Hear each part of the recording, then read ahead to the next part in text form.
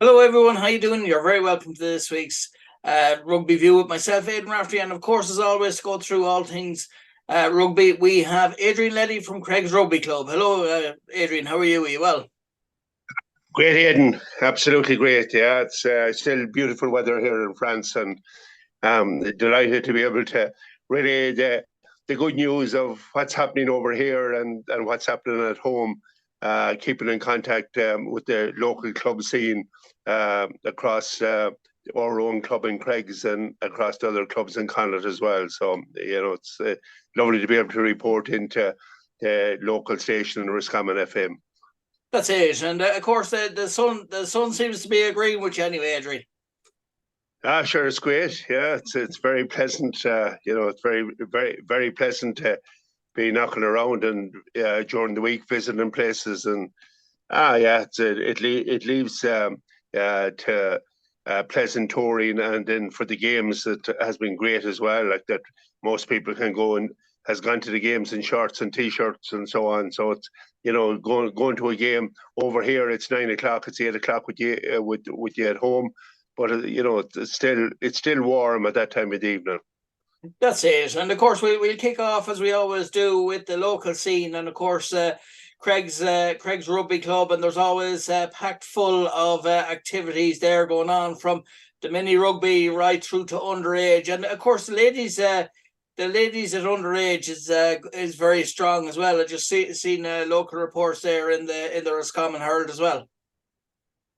Yeah, just before I get into talking about the sport for the week. I do want to pass on my condolences and the condolences from all the club uh, in Craigs to the Conlon family on the sad death and sudden death of their son Ian Conlon, who passed away as a result of a tragic accident. And to his parents, Nuala and Martin, who I know well from Dunaman and the family.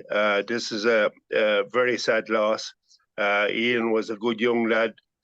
Played a lot of rugby for us in with the school in CBS and also for the club. And it's sad to see a young life taken away like this. So I just like to take this opportunity to pass on all our condolences to the family.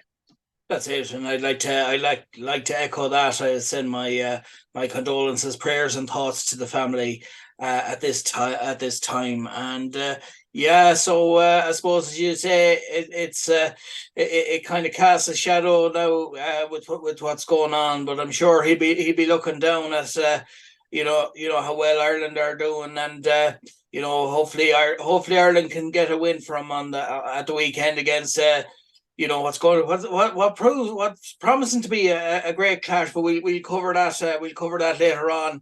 And yeah, Mhm. so as I was saying there, there's a lot of things going on in Craig's Rugby Club, and with the mini rugby now, that's great to see it up and running again. And I'm sure a lot of blitzes will be going on, and things like that. So that's great to see. And of Yeah, course, at underage level, the under 18 girls as well. I think it's great to see that going from strength to strength as well. The ladies' game at underage level in the club. absolutely, absolutely. And mini rugby has rightly taken off, and with our neighbouring club, Carrigan Shannon, they had a great outing last Saturday. A fantastic day for mini rugby, and not alone that, but they made a day of it. They went to supermarkets and on to the Semiplex in Carrigan Shannon to watch the Ireland Ireland Scotland game in the cinema. So it was a fantastic outing, and it's well covered across the social media outlets and in relation to how much the young boys and girls enjoyed the outing and enjoyed the whole day. And for other coaches and their parents and all, it was a wonderful initiative. It was a great day for them, a day that they remember. not alone on the playing fields themselves, but also the fun that they had with their friends going throughout the day and going to the cinema, and of course Ireland with the big win as well. So it was very nice, and it was a great gesture by the Carrick-on-Shannon Rugby Club to run an event like this. But as you rightly said, Mini is up and running, and there was a film crew there from RT and there during the week, and they're doing it for a children's program, and there was a number of the Craig's mini rugby players and the local schools were involved as well, all with our president Dave Purcell, and mini rugby coaches were all present. It's a program that's brought out called Ruck and Roll, and it's a children's program that's on RT every Saturday morning. So anybody that wanted to tune in there, it's there for them. So that was great. Again, to some excitement for the young boys and girls in Craig's. That's it, and of course it's great that Craig's was part of this as well, and I suppose it puts the fact that RT was there as well. It puts Craig's on the map. Not that it wasn't already on the map with all its great achievements, but it puts Carrick-on-Shannon and Craig's Rugby Club and that on the map. Getting coverage on RT, which is a great thing as well, and I'm sure, as you said, it's something that the kids will never forget. And of course, this is the early stages of rugby as well, the mini rugby, and of course they're looking forward to, I suppose, learning the skills at the start, and then they'll be ready for the underage, which starts at under 12s, and that's when it'll really kick off for them. Oh yeah, absolutely, and they're spreading into that. Last week we covered where a lot of the mini rugby lads have gone in. This stage started with the under 13s, and that's into a 15-a-side competition, and that's wonderful for them, and they'll enjoy that for the occasions and for the rugby coming up and youth rugby. And there's a lot going on at youth level. We had under 15s and under 16s and a number of teams out.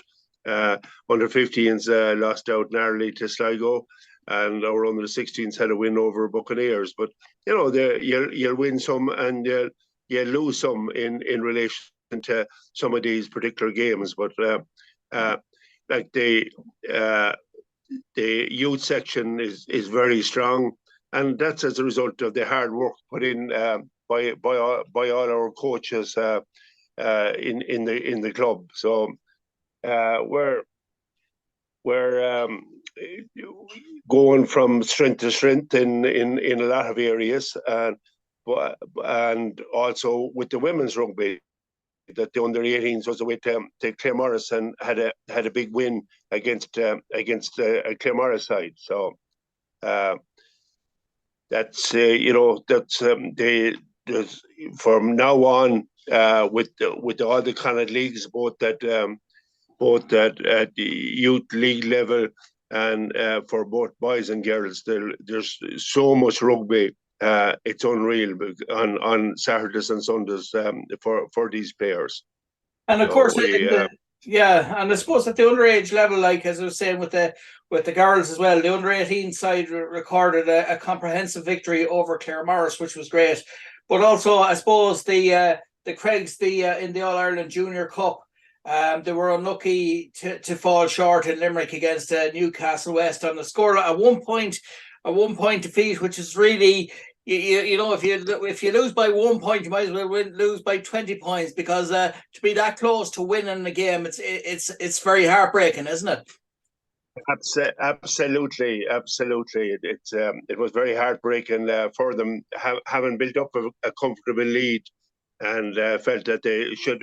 And I felt myself that we should have had the game. And actually, the fact that we watched it on stream out here, a number of Craig's lads and myself watched the game on stream from Newcastle West out here in Paris before we headed off for the Ireland Scotland game, and we were sure that we had it, but you're never sure, as they say, in any game until the final whistle. So, but they played very good rugby.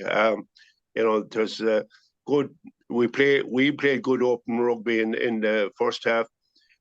Newcastle West decided that the best way forward was the 10-man game, a good Munster style and Limerick style, and took us on up front. And they had more probably power in their pack than we had, and that's how they won out the game in the end up. But that's us out of the All Ireland Junior Cup.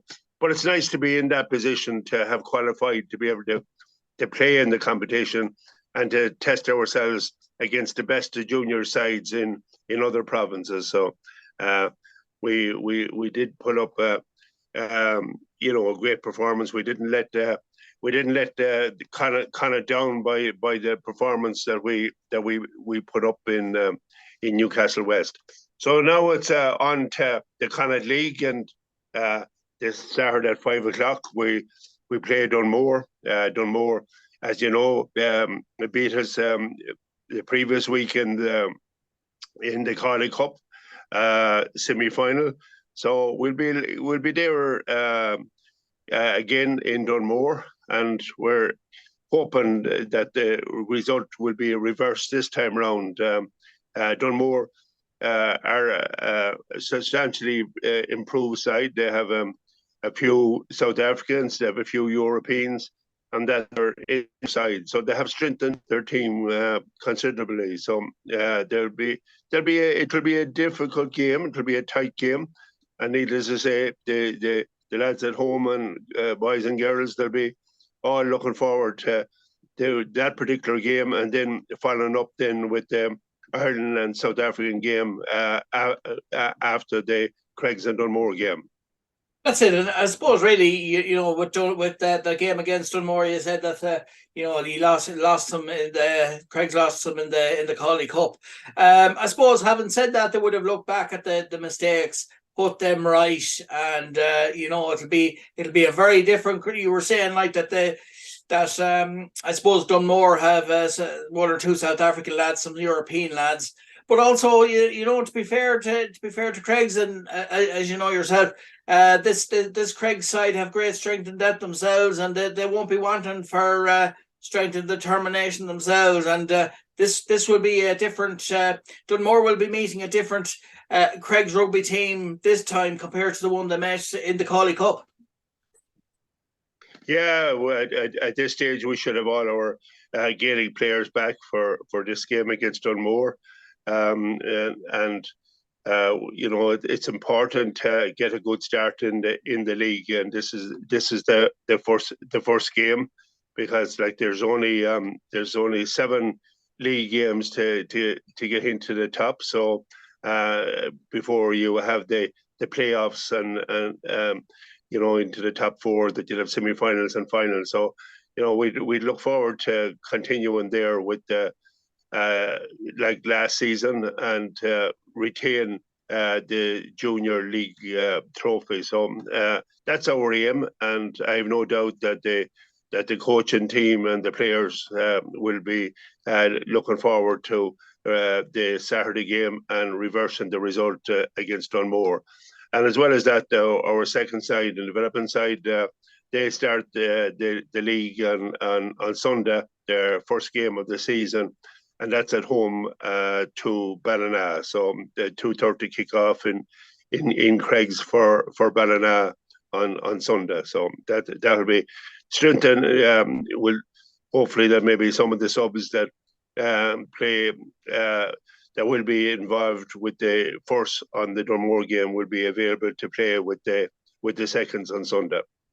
That's it, and it'll prove to be there's 2 great games there between the first and the seconds.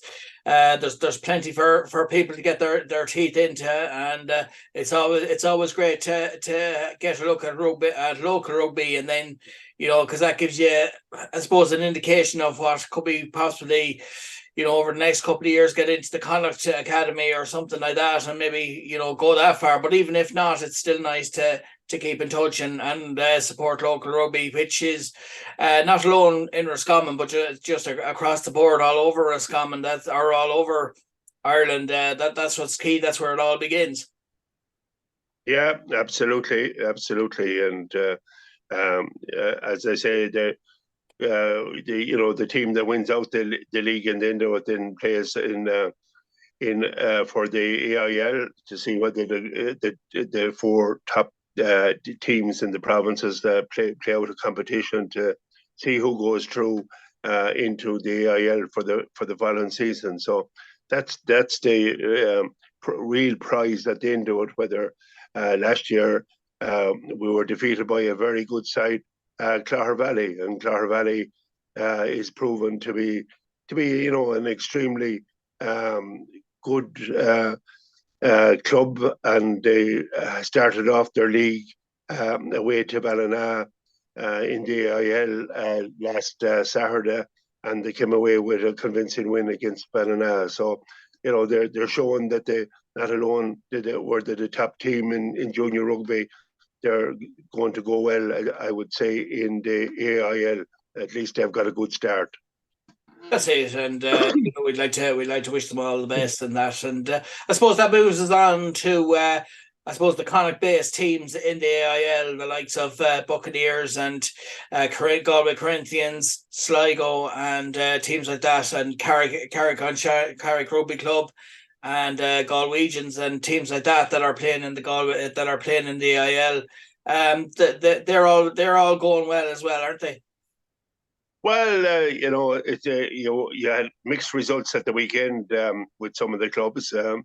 Buccaneers started off to play St Mary's, who would be a very strong team in Leinster. So they came unstuck against that in their first game in the AIL. So you'd be hoping for better results going forward for the Buccaneers team and their new coaching team as well. So I would like to wish Buccaneers well in the IL and their up and coming fixtures as well, because known for to start the season, an away game away to Mary's isn't simple. So let's hope that they will have better luck as the season goes on. But their under-20s is showing the way. They had a convincing win against Corinthians at the weekend, and they have taken the under-20 league. So they won the Connacht League Buccaneers. So now they will continue to be involved with the Leinster League. There's 4 Connacht teams that will play out their under-20s in Leinster. So that's good for rugby, good for these particular teams, that they will have an opportunity there to play at a higher level within the Leinster setup. Sligo is also in the IL, and they got a good start. They were away to Rini, and they got their win. And again, that Sligo has been building there for some time. They have a lot of good underage coming through from the various schools and youths in Sligo, and particularly too, no more than with Buccaneers, to have the regional college support as well, both in Athlone and in Sligo. So they have 2 teams there, and it shows in their underage structure, in their youth structure. They have a lot of games every week, and they're going well at that particular level, and they're also Sligo have a senior women's team. Unfortunately, they lost out heavily to a True Mukderard team in the Invitational Cup final. But again, they have a senior team. Everyone is striving to get teams up to that level and developing them through the mini rugby section and the youth section to have senior teams. But it's just harder to get the senior women's teams up and running. And at this stage, we're not sure how many teams we'll have in the league for women's rugby this season. But Carrick and Shannon again, Carrick, as I said earlier, with the Craigs, they had the mini rugby. Carrick is doing a great job on with mini rugby and youths as well. And again, it's lovely to see Carrick there playing, because they're up against St. Mary's in the Gaelic, and they were in the final on last Sunday against Mohill. Mohill came out as winners of the county championships in Leitrim, and they have that type of competition and local clubs. So, but Carrick continues to play a few warm-up games before they go into the Connacht League. So they'll be ready now for the league, and hopefully that Carrick will have a good season. And of course, going back to Craig's as well, we must mention that this is the first year that Craig's have a ladies senior game, or an adult team involved. They did years ago as well, but this is the first time in a long time that they've had an adult team, and it's great to see it. And I suppose just tell us a bit about the coach for that team as well, and how the preparations have been like for the ladies senior team in Craig's. Yeah, well, the preparations are continuing now. The coaching teams and squads haven't been fully finalised yet, but it's a combination of the coaching team that were involved with the under-18s that are looking after the senior side, and in fairness to our president, Dave Purcell, a wonderful individual. How he can keep all sides going, I don't know, but Dave is making sure that the women's team is up and running. Last week, they were supposed to play Galwegians, but Galwegians weren't able to put out a second side.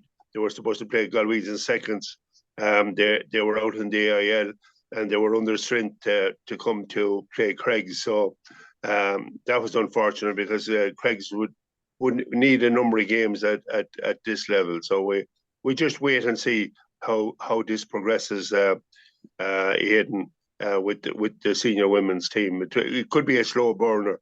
It won't happen overnight, because we won't be up to maybe the standard of some of the clubs. But again, with the strength and depth that's coming through from our under 16 girls and from our under 18 girls, we will get there over the next couple of years. And I suppose really, you're saying there that they need they need some game time. I suppose would friendlies kind of address that, and maybe it's not the same as league games or really competitive games, but at least it will be game time, and because you can do all the stuff in the world on the training pitch, but it's not until you actually get them into a match situation where I suppose the players can learn, but also the coaches can learn and work from there. And then when it does come to a league game or another competitive games, then there'll be I suppose game on game they'll be improving then after that. So maybe our friendlies maybe another avenue to go down. Oh, absolutely. I would say that's what we'll have to look at. If we're not getting enough of competitive games, we'll have to look outside the box in relation to getting friendlies, and to try and keep the girls interested and getting games. And as you say, it's the one way that you learn and to see how the team works together and the players work together is by having games. So you can do all the training in the world, but it's not maybe until you get a proper game situation that you really see maybe the good side and the bad side, and maybe things that can be rectified, and when particular league games come around. That's it. And of course, moving on then to one thing about Buccaneers that I meant to say as well. She said a couple of weeks ago they have an inclusion team and a mixed ability rugby team there as well. But now, I was talking to Niall there during the week. He sent me a message there, and he was saying that there's a blitz competition. I think it's on the 25th of October. It's for the schools. I think it's Tuam, Ballygar, Rosfm and CBS, and one or two other clubs. This is a great way of kind of getting that inclusion side of rugby, kind of bringing it into the schools as well. It's a great structure and a great way to kind of get it out there as well. The gospel of all inclusion rugby going through the colleges, isn't it? Oh yeah, like Pat O'Gorman and Craig's and in the schools, he's doing a lot of great work in that particular area, and it is great. It's we have ran a number of events in Craig's as well on it, and and with the schools, and it's absolutely fantastic, and to see the enjoyment that the young boys and girls get out of it. It to do your heart good, and I have been involved in seeing it at national level as well, and was down in Cork watching it, and I just see that the people that are involved in it puts in great work. They have a great way with them, with the kids and the families, and it's a great support system and that there, and it's something that they love to get involved in. That's it, and it's great to see Craig's and other clubs, I suppose, locally and I suppose across the region. They're really, I suppose, picking up the ball and running with it, and hopefully it'll blossom, and there'll be more kind of competitions both in colleges and in at club level, and who knows where that's where it is, where it'll grow from there. It'll be great to see it. Absolutely, Aidan. Yeah, it's something that there's a role for it, and there's a role that between IRFU and Connacht, they're fully supportive of it as well. So it's there in the calendar. It's a calendar of events, and we. When I was involved with the IRFU, we had a lot of discussions in trying to set it up in various areas. So it's here to stay, and it's great to have it. That's great, and obviously, as we know, like I was saying there, Craig's and Buccaneers and other clubs like that, but Craig's, because that's where you're from, they're really putting in great strides, and it is great. It's a great advantage, I suppose, for coaches as well to see another aspect of rugby, and also it's great to see those kids, I suppose, at underage level, and then going right up to adult level, both clubs and mixed ability, seeing them develop their skills and improving both as a person and as a player, and their key things that they can bring into their personal lives as well. That's the important thing.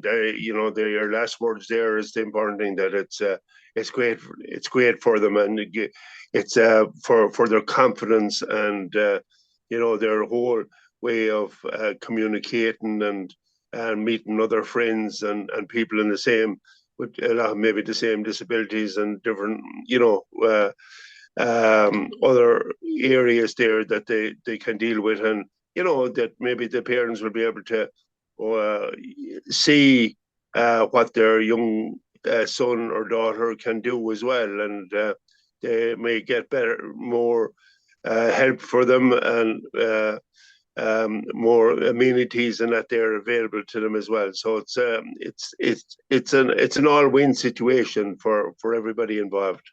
And of course, the parents' support. It's great to see the parents really getting behind this as well, and them and the players themselves. That's the key to it all. And I suppose moving on now to Connacht rugby. Of course, it's nearly starting now. I think they've, as we know, Connacht have had a number of friendlies over the last number of weeks, and I suppose their preparations is nearly there now. And of course, as we say, Dennis Buckley is back. There's a number of others. Unfortunately, Mac Hansen was injured. I think he's missing for this one. We'll be talking about that next. But yeah, that's interesting as well, isn't it? Yeah.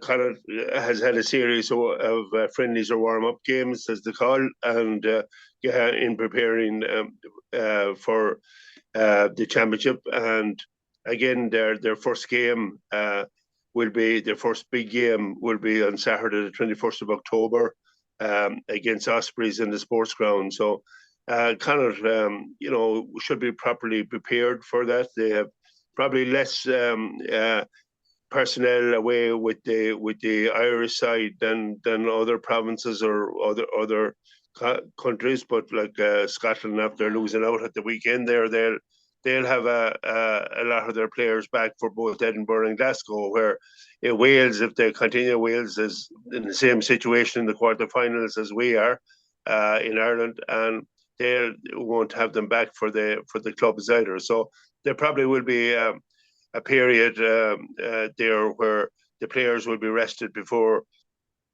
they get back with the club sides, with the provincial sides. So we're looking forward to the sports ground on the 21st of October against the Ospreys, and hopefully to kick off the season in a good way, because last year we lost out on a number of early fixtures that we had to play.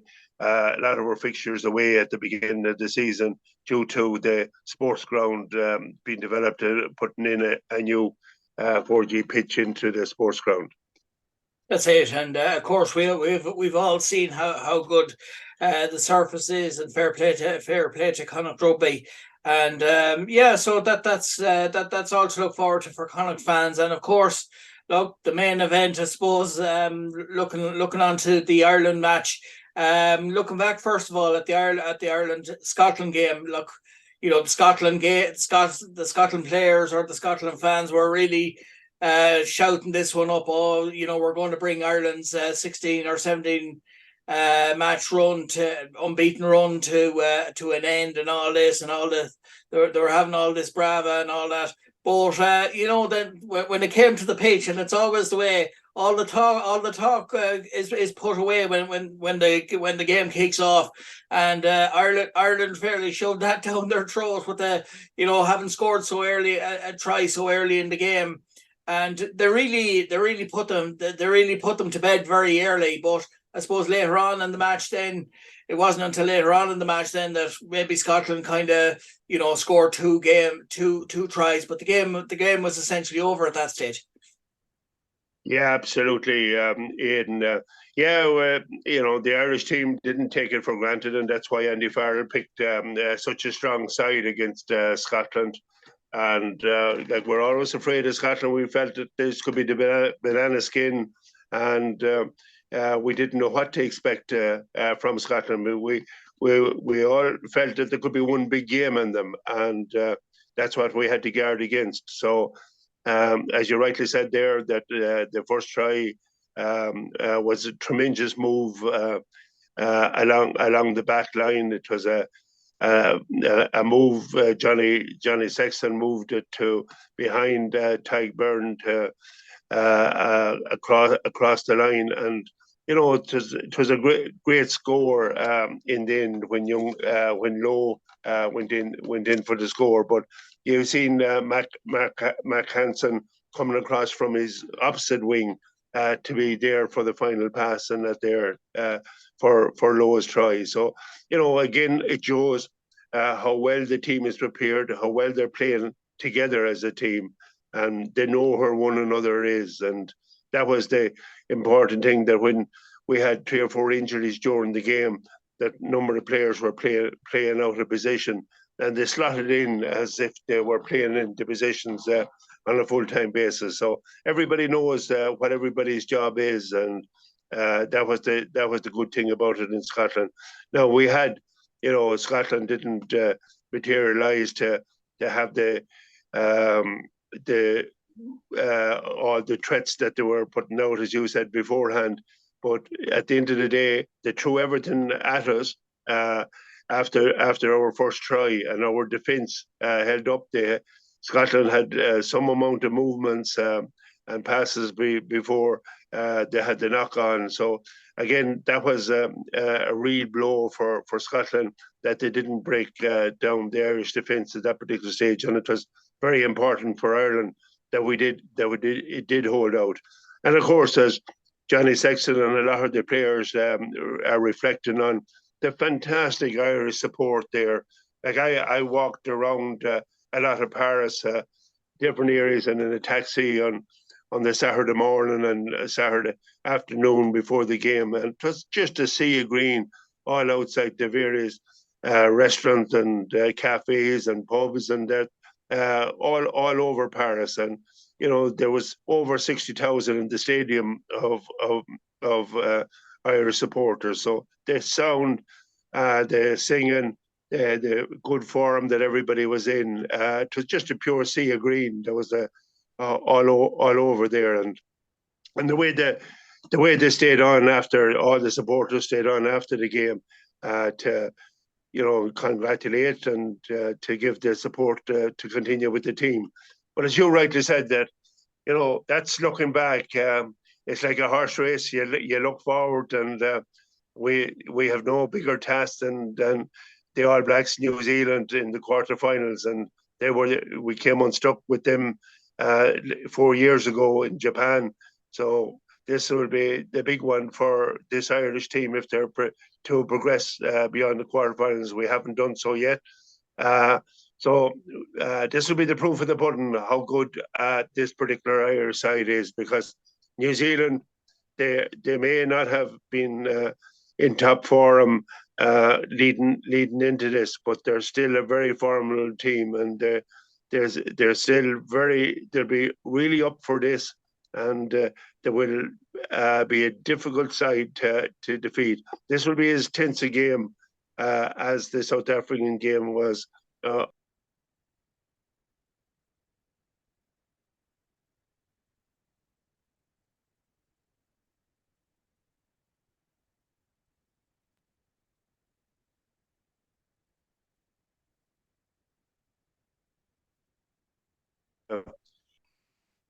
That's it.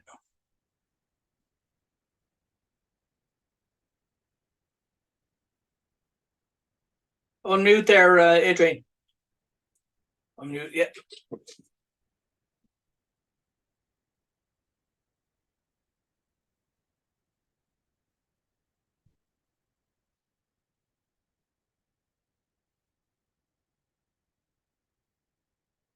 Unmute there, Adrian. Oh, that's it, yeah. Yeah, sorry. No problem. Yeah, You're all right. Yeah. Yeah, but I suppose really, this is a very good All Blacks team, and I know like we played them before, but it's going to be I think we're better prepared for facing them in this World Cup than we were in the last. Oh, we are very much so. Different frame of mind as well. Yeah. Yeah, we're playing better rugby, and hopefully that that we'll have a full squad, that the injuries aren't as bad as initially thought, and hopefully that everything will work out well for the team on Saturday. Now we're all looking forward to it immensely. It's definitely going to be a ding donger of a game. It's 9 o'clock out here in France. It'll be 8 o'clock at home. So on Saturday evening, everybody will be glued to this game, and this is the big one. There's people attending rugby and watching rugby that never did before. So it has really gripped the country in a big way. So it's a real coincidence that, following Jack's army, that when Jack Charter was in charge of the soccer team, like this is something similar, and another Englishman in Andy Farrell leading us as well into it, as well as his assistant Mike Catt. So it's it's a bit of a coincidence that the two is something similar with English people as the leaders there for us. But this is what we have been looking forward to. This is what we have been targeting for to win out our section, come top of it, and then we realised that we would be